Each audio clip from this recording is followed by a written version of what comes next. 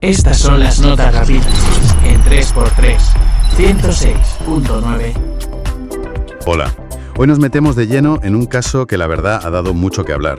Es la denuncia de Belinda contra Lupillo Rivera en México. Efectivamente. Una denuncia por presunta violencia digital, también mediática.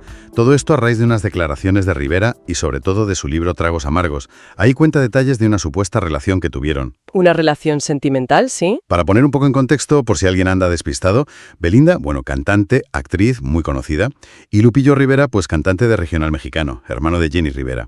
Figuras muy mediáticas las dos. Y su conexión, se hizo muy pública en 2019, cuando fueron coaches juntos en La Voz México, ¿no? Justo ahí fue cuando saltó todo a los medios. Hoy vamos a analizar la información que hemos ido viendo en distintos medios. TV y Novelas, Despierta América, Uno TV, Imagen Entretenimiento, Tu Cosmópolis. Han seguido la noticia de cerca, cada uno con su enfoque. Sí, hay bastante material y diferentes puntos de vista. La idea es entender bien qué ha pasado. O sea, ¿en qué consiste la denuncia exactamente? ¿Qué dice el libro o qué otras cosas la han motivado? Y las medidas legales que ya se han tomado, que son importantes. Eso. ¿Y qué le podría pasar a Lupillo si esto sigue adelante? Y claro, ver las distintas versiones que dan las fuentes, porque es un caso que toca temas de privacidad, derechos digitales, y cómo se cuentan las cosas después de una relación.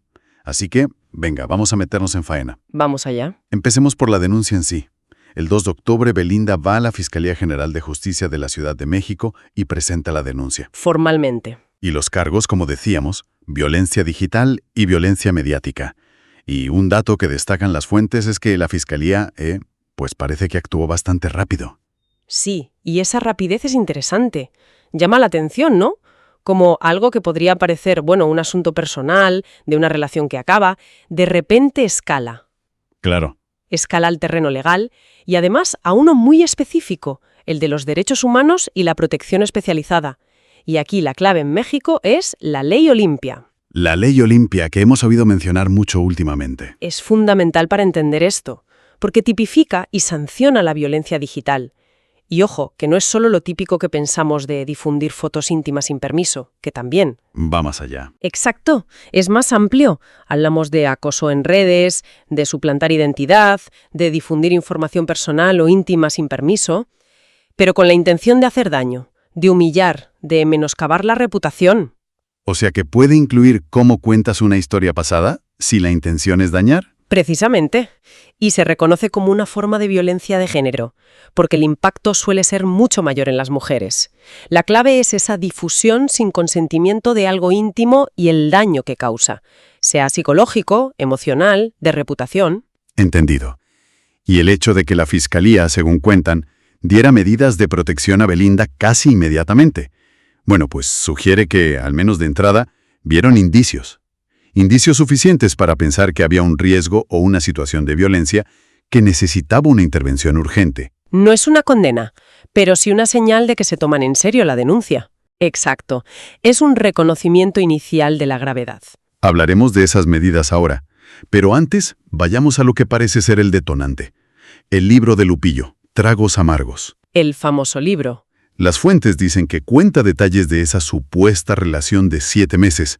Por ejemplo, describe a Belinda como, atenta en algunas cosas, como prepararle el desayuno, pero también como controladora. Una de cal y una de arena, ¿no? Eso parece.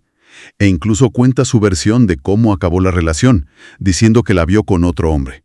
Y recordemos que antes de la denuncia, Belinda ya había reaccionado públicamente diciendo que Lupillo era irrelevante. Sí, esa declaración también trajo cola. Aquí es donde se cruzan las narrativas y la cosa se pone, interesante. Totalmente, porque lo que analizan las fuentes no es tanto si hubo o no relación, que parece que sí, que algo hubo. El tema es qué cuenta Lupillo y cómo lo cuenta. El tono, los detalles. Exacto. No es solo contar tu vida, es qué detalles íntimos eliges y cómo los presentas.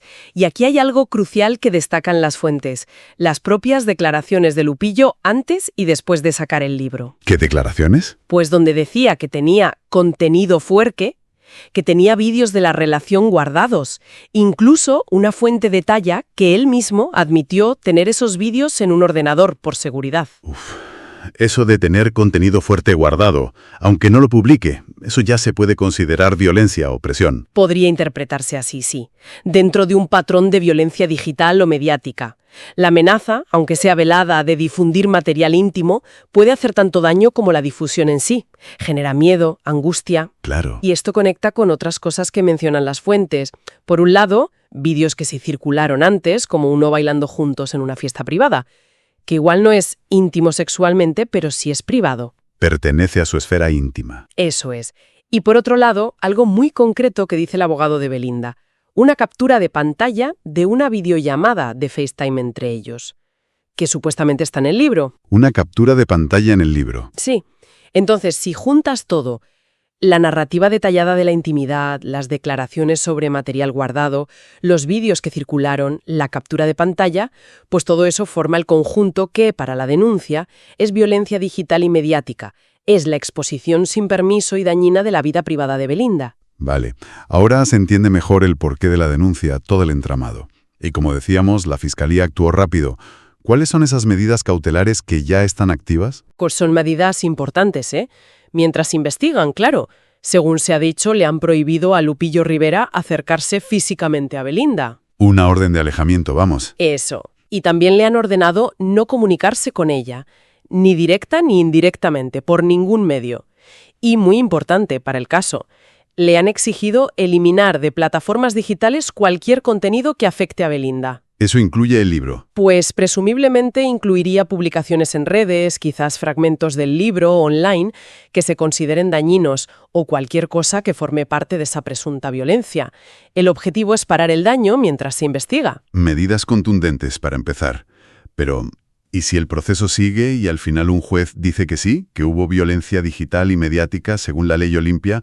¿Qué podría pasarle a Lupillo? Ahí las consecuencias podrían ser serias. Y las fuentes hablan de varias posibilidades, según la ley mexicana. Primero, sanciones económicas.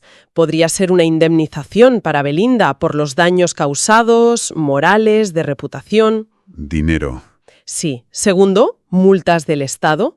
Y tercero, que es lo que más ha sonado en los medios, la posibilidad de cárcel. Cárcel. Las fuentes citan la ley Olimpia y hablan de penas que, bueno, dependiendo de la gravedad y de lo que se pruebe, podrían ir de 3 a 6 años de prisión. Son palabras mayores. Y también podrían exigirle una disculpa pública como reparación simbólica. Prisión es muy serio, pero algunas fuentes dicen que Lupillo vive normalmente en Estados Unidos. Eso complicaría las cosas. Ese es un punto clave, sí. Ejecutar una pena de cárcel se complica mucho si la persona vive fuera de México. Requeriría procesos de extradición que son complejos y no siempre se llevan a cabo para este tipo de delitos. O sea que podría librarse de la cárcel por vivir fuera. De la ejecución de la pena, quizá. Pero eso no quiere decir que una condena en México no tenga efectos. Las medidas cautelares, por ejemplo, ya le pueden afectar. La prohibición de comunicarse, la orden de quitar contenido, eso puede dificultar que promocione el libro en México o que actúe allí. Entiendo. Y además, una condena, aunque no acabe en prisión efectiva, tendría un impacto enorme en su reputación, en su imagen pública, no solo en México, sino fuera, por el eco mediático que tiene todo esto. Claro, la imagen es importante. Al hablar de relaciones pasadas. Un escenario complejo, desde luego. Y como es normal en estos casos con gente tan famosa, las perspectivas chocan. Vamos a verlas. Por un lado, la postura de Belinda y sus abogados. Exacto. Ellos se basan en el derecho a la privacidad, a la propia imagen, Derechos fundamentales, protegidos por la Constitución, claro. e invocan la protección específica de la ley Olimpia contra la violencia de género digital y mediática.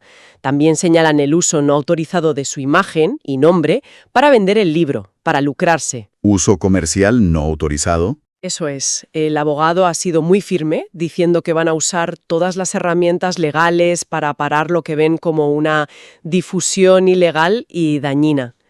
Y también ha salido la madre de Belinda apoyándola, animando a las mujeres a no callarse. Ese es un lado. ¿Y el otro? ¿Qué se sabe de la perspectiva de Lupillo según las fuentes? Bueno, parece que él no ha hablado mucho después de la denuncia, al menos hasta donde hemos visto. Pero su postura antes, cuando sacó el libro, era la de ejercer su libertad de expresión, su derecho a contar su autobiografía. Su versión de los hechos. Claro, que Belinda fue parte de su vida un tiempo y que por tanto era legítimo incluirla en su relato. Las fuentes también recogen esa reacción un poco, sarcástica cuando ella lo llamó irrelevante. Sí, eso dio que hablar. Y un detalle interesante, algunas fuentes dicen que Lupillo ya se esperaba líos legales antes de publicar, lo que se puede interpretar de varias formas, ¿no? Como que sabía lo que hacía o como una estrategia. Ya. ¿Y qué dicen los análisis externos, los comentarios que recogen las fuentes? Pues hay bastante acuerdo en que esto va más allá del cotilleo. Se ha convertido en un debate sobre temas legales y éticos importantes hoy en día. Sobre los límites. Eso es. Una crítica que se repite mucho hacia Lupillo, incluso entre gente que no duda que tuvieran una relación, no es tanto que la mencione, sino la forma, la falta de caballerosidad, dicen algunos, de respeto, el exceso de detalles íntimos sin permiso. Se percibe como que quiere ganar dinero o fama a costa de ella. Exacto. Y también se habla mucho del simbolismo del tatuaje, aquel que se hizo con la cara de Belinda y que luego se tapó de forma tan pública. Sí, fue muy comentado. Para muchos analistas, eso es parte de una estrategia de Lupillo, donde la relación con Belinda y su final se convierten en un capítulo central, muy explotado mediáticamente, de su propia historia. Me he entendido. Entonces, el meollo de la cuestión parece ser esa línea, a veces borrosa, entre contar tu vida y exponerla de otro. Justo ahí está la tensión. La libertad de expresión frente al derecho a la intimidad, a la propia imagen, a no sufrir acoso o violencia digital. Es que esto plantea una pregunta importante, ¿no? ¿Cuál? Sobre los límites éticos y legales de contar tu historia personal cuando metes a terceros y detalles íntimos que se compartieron en confianza.